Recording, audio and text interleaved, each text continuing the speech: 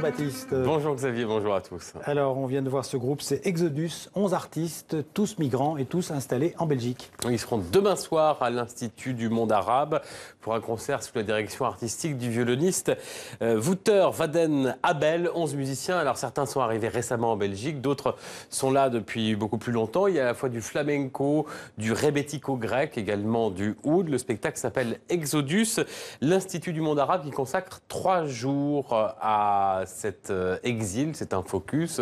Dimanche, plusieurs événements autour du réalisateur Tony Gatliff. Et puis, ce soir, Maya Youssef. Maya Youssef, c'est une musicienne syrienne. Elle est exilée à Londres et avec son quartet, elle donne son premier concert français. Son disque Syrian Dreams est sorti fin 2017.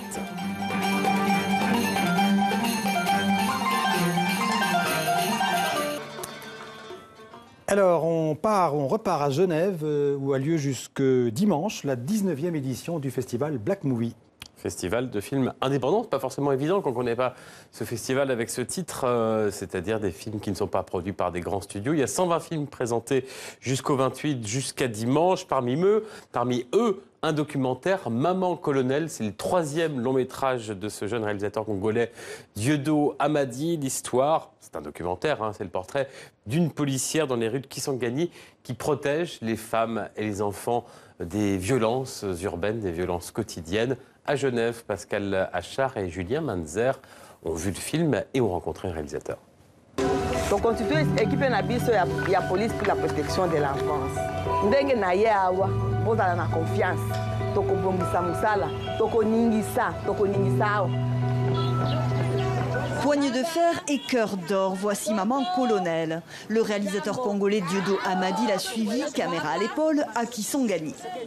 Voir cette femme s'est dépassée pour mener à bien sa mission, c'est vrai que ça ressemble à plus ou moins à ce qu'on vit au Congo. Parce que le Congo aussi, c'est un pays qui, depuis son indépendance, a connu énormément de problèmes. Mais je pense que s'il est encore ce qu'il est, malgré tout, c'est justement parce qu'il y a des gens comme ça qui continuent à se battre, à y croire malgré tout. Maman n'a pas maman n'a pas maintenant.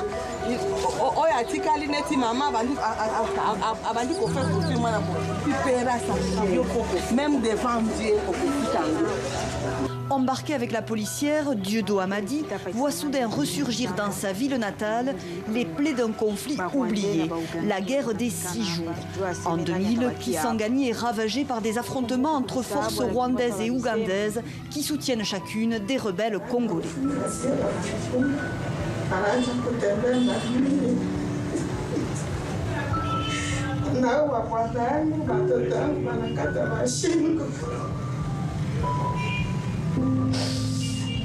Moi, c'était un choc pendant les tournages de découvrir que 17 ans plus tard, il y avait encore des femmes et des enfants, en tout cas de personnes, qui souffraient de cette guerre. J'ai l'impression qu'on a choisi de tourner une page, mais sans vraiment l'avoir lu.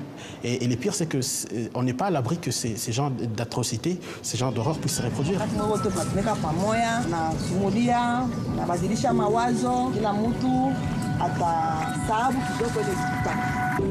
Briser le silence, c'est le combat de cette veuve et le moteur du jeune réalisateur. À travers ce portrait, c'est l'histoire, la réalité de son pays qu'il donne à voir. Ça me protège, l'écran, le viseur de ma caméra. Je pense que ça me donne le bon recul pour regarder une situation qui me concerne profondément et qui est difficile à voir. Un documentaire poignant que Dieudo Amadi a emmené dans plus de 100 festivals à travers le monde et qui a déjà reçu une dizaine de récompenses.